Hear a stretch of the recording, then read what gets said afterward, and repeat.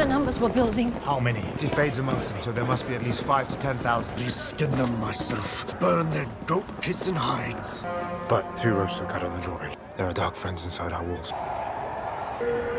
Send our entire force to support the men in the Gap's fortress. The Gap won't hold. I'll ready my personal guard and move to the fortress. You know what you need to do.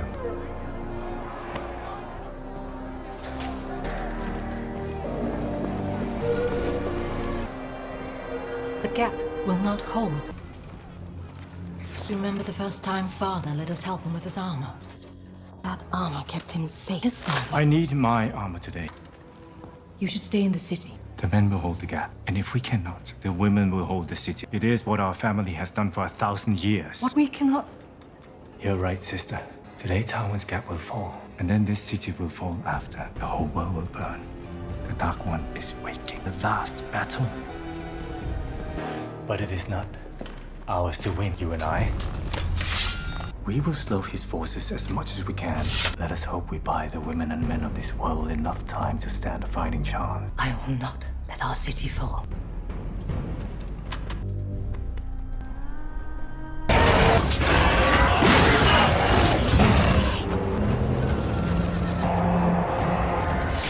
For the light and shiner!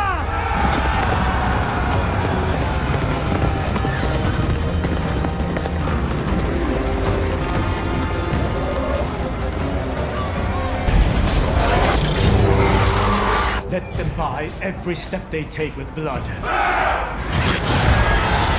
Fire on my command! Ready!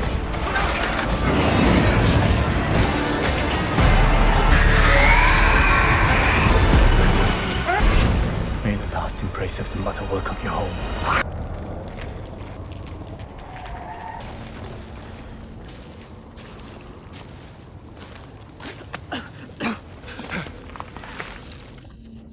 Don't touch anything here. The blighters are rot.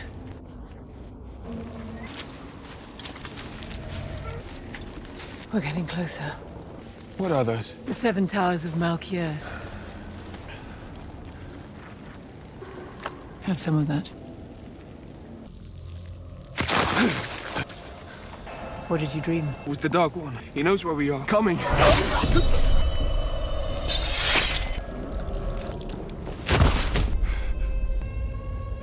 I wouldn't have expected it would be you.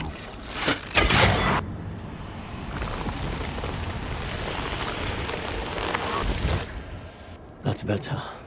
You look nothing like him, but still, you're him. No, this is a dream. Does it matter? Last time you came with 99 companions. Still you failed. Have you even touched the power before? And Mark Blade. This is a dream. Down the sword. This is a dream. What? What did you dream? What did he say to you? I don't believe a word he said. What is that? Well, he knows we're coming. Where are they going? Way to stop that army is to stop the Dark One himself.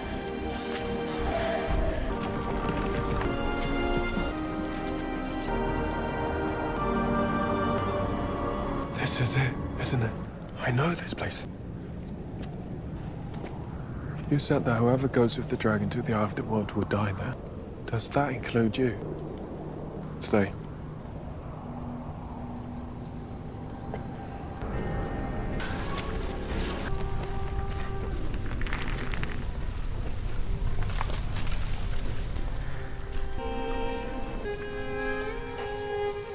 What was this place?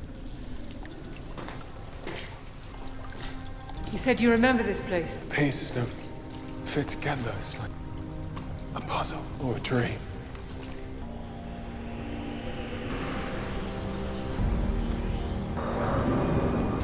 The Dark One. But it looked like a man. It was here, in the center. It was a symbol.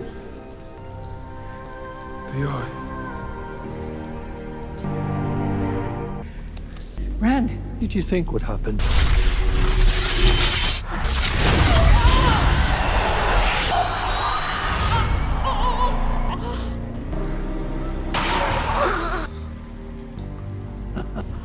Must be an awful feeling to know the one power is there, just at the end of your fingertips. But you can't quite. If he fails to unite the nations, the last battle is already lost. Robert Jordan makes this weight clear again and again. Every death, every betrayal, every failure piles onto Rand's shoulders. The women he cannot save, the friends he pushes away, the kingdoms that resist him. By the middle of the series, he isn't just hard, he's brittle, cracking under the strain of being more symbol than man. Isolation as a defense mechanism, prophecy, madness, and burden create the perfect storm. And Rand's solution: Wolves. He convinces himself that love is weakness, that compassion will only destroy him. If everyone he cares for is a target, then the only way to protect them is to cut them off. This self-imposed isolation is what leads so many to see him as cold, ruthless, even terrifying. But that's the tragedy. Rand isn't heartless. He's bleeding inside. Every wall he builds is a desperate attempt not to crumble under the eyes of the world. He must be strong because if he breaks, there is no one else to stand in his place. And that is the true cruelty of prophecy. It demands a savior, but denies him the comfort of being human, a mirror of myth and reality. What makes Rand's story so enduring is how it echoes real mythological archetypes, and yet deepens them into something painfully human. Like Heracles in Greek myth, Rand is tasked with labors that would break any mortal man. Like Christ in Christian narrative, he carries the sins and hopes of the world on his shoulders, marked for sacrifice.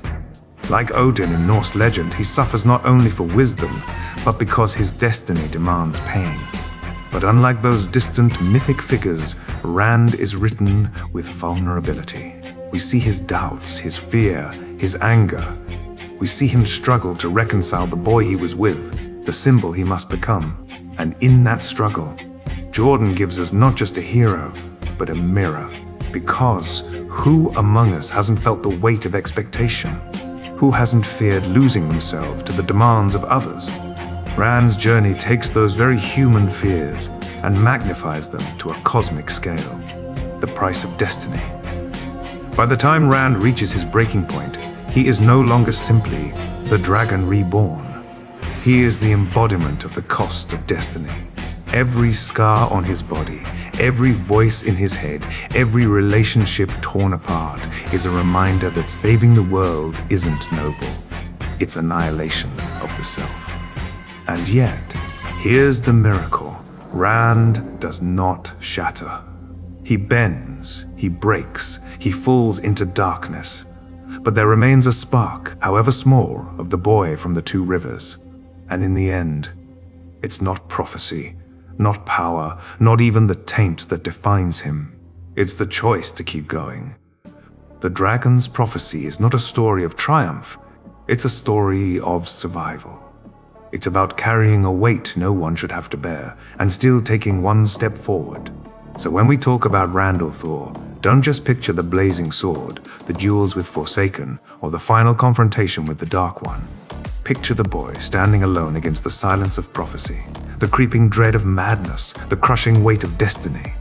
Because Rand's greatest victory was not in breaking the Dark One's hold, it was in refusing to let the burden destroy him first. In a story as sprawling as the Wheel of Time, the battles are not only fought with steel and the one power. Some of the most devastating wounds are struck with whispers, betrayals, and broken bonds. For Rand al'Thor, the Dragon Reborn, trust is not a gift, it is a liability. And as his story unfolds, we watch trust corrode, paranoia grow, and the once open-hearted shepherd become a man who cannot tell friend from foe. This is not just a tale of enemies on the battlefield. It is the story of how whispers and betrayals erode the very foundation of Rand's humanity. Friends and mentors turned pawns.